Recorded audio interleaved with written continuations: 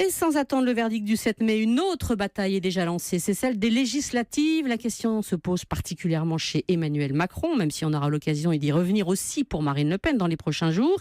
Mais la particularité des 577 candidats de En Marche, c'est que l'étiquette est nouvelle. Comment sont-ils choisis? C'est l'enquête du 8h.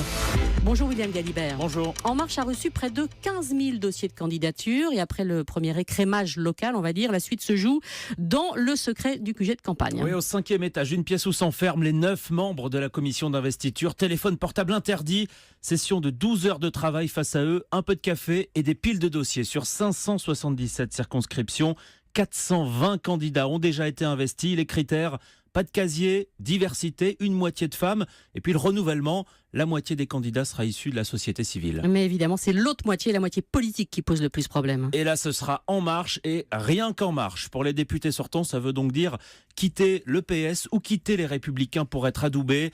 La commission attribue une note à ses élus: popularité, implantation, capacité à exister dans les médias. Ça, ce sont les critères pris en compte. Gilles Savary, par exemple, député socialiste de Gironde, lui, s'en sort plutôt bien.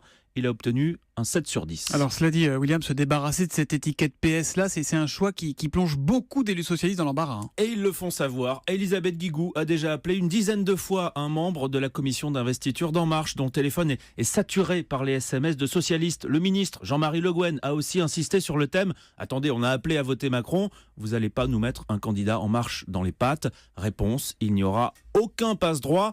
Et si jamais il y a des cas litigieux, là ce n'est plus au 5e étage, c'est au 6e que ça se passe. C'est le bureau du patron, Emmanuel Macron. C'est lui et lui seul qui tranche. Et c'est comme ça. Date butoir pour désigner tous les candidats aux législatives le lundi 15 mai, soit 8 jours après le premier tour. Et les législatives, elles auront lieu les 11 et 18 juin. L'enquête du 8h, signée ce matin William Galibert.